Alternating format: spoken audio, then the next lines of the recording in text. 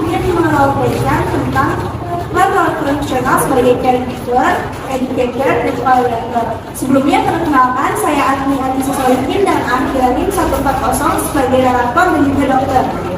Saya Naila Sena Makarani Akhiralim 132 sebagai perawat. Saya Zahra Hanifah dengan Akhiralim 122 sebagai pasien.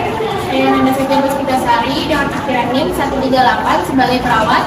Saya Hansa Aulia Prasetyo dengan Akhiralim 131 sebagai perawat. Selamat menyaksikan.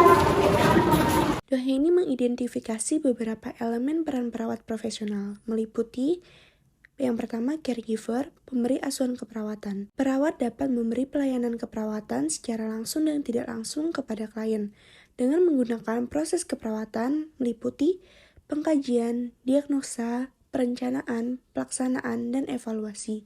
Yang kedua, client advocate sebagai pelindung klien. Yang ketiga, counselor sebagai pembimbing.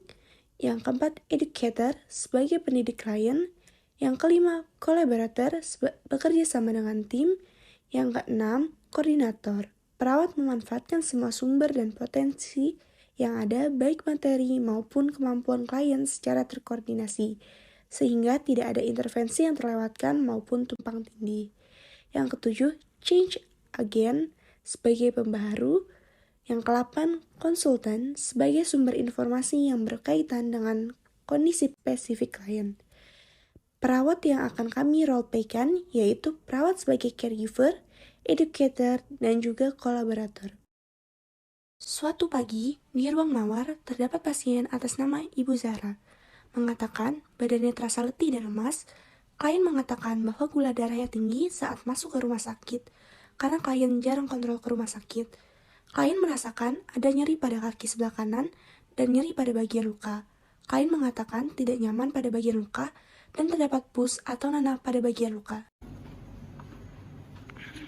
Selamat pagi Ibu. Perkenalkan, saya Nurse Kansa. Di sini saya bersama dua rekan saya, ada Nurse Naila dan juga Nurse Nanda yang bekerja di ruang ini pada pagi hari. Sebelumnya, apakah benar ini dengan Ibu Zahra? Ya sus, benar saya dengan Ibu Zahra.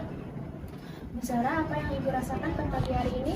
Saya merasa lemas sekali sus, malam tidur saya kurang nyenyak. Baik, apakah ada keluhan lain?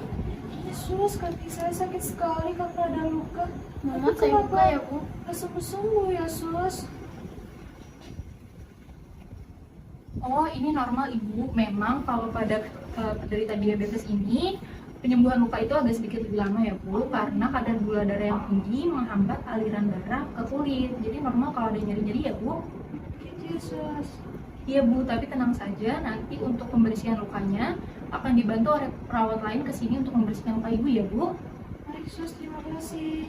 Setelah melakukan pengkajian, didapatkan diagnosa keperawatan, yaitu ketidakseimbangan pada kadar gula darah, nyeri akut, dan risiko infeksi. Kemudian perawat melanjutkan ke tahap selanjutnya, yaitu intervensi, atau merancang rencana asuhan keperawatan berdasarkan dari hasil data pengkajian, dan melakukan kolaborasi bersama dokter. Selamat pagi Dok. Pagi sus, silakan duduk. Ada apa? Untuk pasien atas nama Nina Zahra mengeluhkan kakinya sakit akibat luka diabetes. Tindakan apa yang selanjutnya harus dilakukan ya Dok? Pasien atas nama Nina Zahra masih mengalami nyeri ya? Untuk tindakan selanjutnya tolong diobservasi saja kadar gula darahnya, perkembangannya seperti apa, kemudian tolong dibersihkan lukanya dan tolong diberi obat analgesik saja sebagai pereda nyeri. Baik Dok. Karena perawat Kansa akan mengecek pasien lain, perawat Kansa meminta bantuan kepada perawat Naila dan perawat Nanda untuk melakukan tindakan keperawatan kepada Nyonya Zahra. Hal ini merupakan fungsi perawat sebagai dependen, yang berarti fungsi perawat dalam melaksanakan kegiatannya atas instruksi dari perawat lain. Selamat siang Nurse Naila dan Nurse Nanda. Siang Nurse. Saya minta tolong untuk pasien atas nama Nyonya Zahra untuk dicek kadar gula darahnya dan diberi perawatan luka juga obat analgesik ya, karena saya akan menangani pasien lain.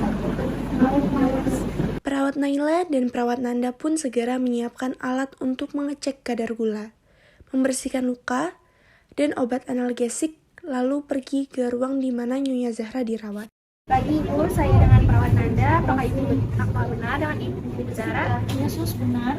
Baik Ibu, saya periksa kadar gula darah Ibu. Apakah Ibu bersedia? Ya sus, bersedia. Setelah mendapatkan persetujuan dari Nyonya Zahra, perawat Nanda pun melakukan pemeriksaan gula darah.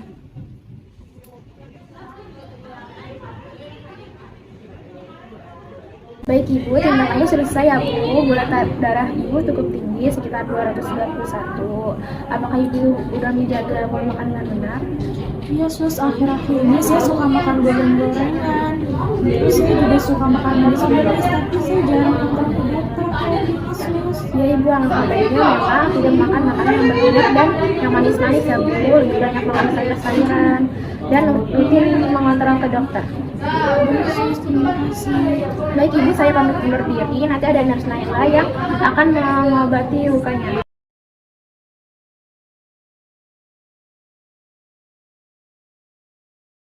Setelah perawat Nanda melakukan pengecekan gula darah dan memberikan edukasi kepada Nyonya Zahra, perawat Nanda berpamitan kemudian digantikan oleh perawat Naila yang akan membantu Nyonya Zahra membersihkan luka pada kakinya dan memberi obat analgesik sebagai pereda nyeri. Selamat siang Ibu, saya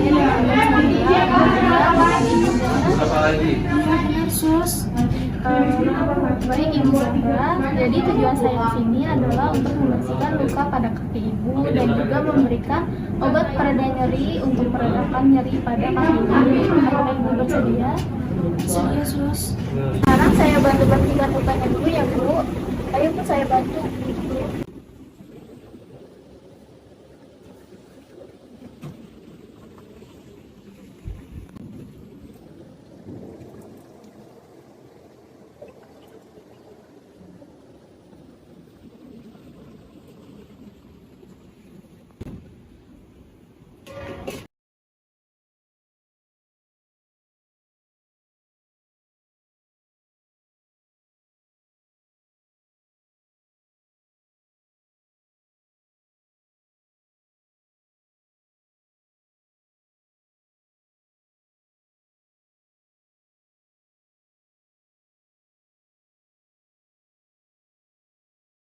Setelah melakukan perawatan luka selama 30 menit, perawat Naila memberikan obat analgesik sebagai pereda nyeri dan melakukan evaluasi. Baik Bu, lukanya sudah saya selesai dibersihkan ya, dan untuk obat pereda nyerinya sudah saya taruh di meja. Silakan nanti diminum 30 menit setelah makan ya Bu.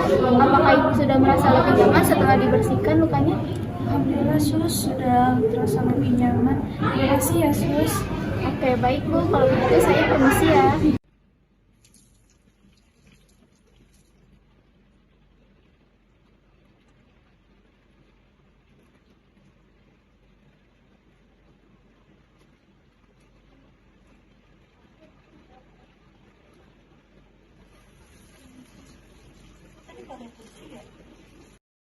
Di hari berikutnya, kepala tim merencanakan dan mendelegasikan tindakan keperawatan kepada perawat.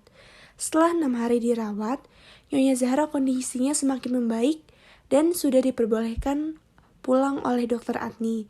Kepala ruangan beserta tim di ruang mawar merencanakan untuk melakukan discharge planning agar pasien dapat melakukan perawatannya. Selamat pagi rekan-rekan semua. Agenda kita pada pagi hari ini untuk pasien atas nama Nyonya Zahra adalah discharge planning.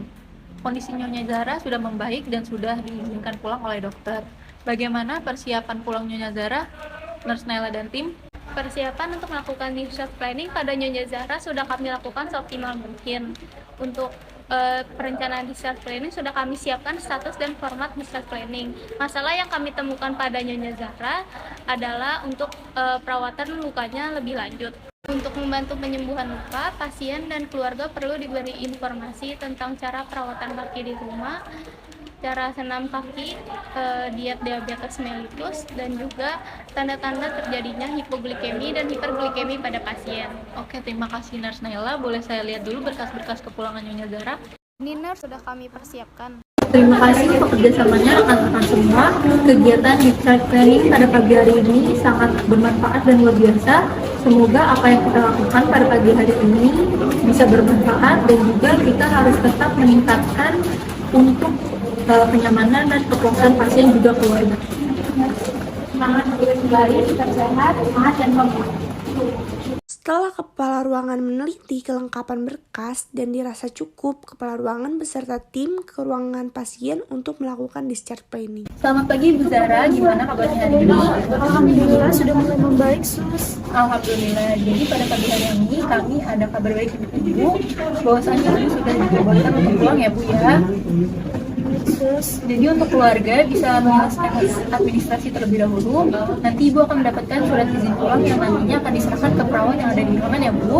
Baik, Sus.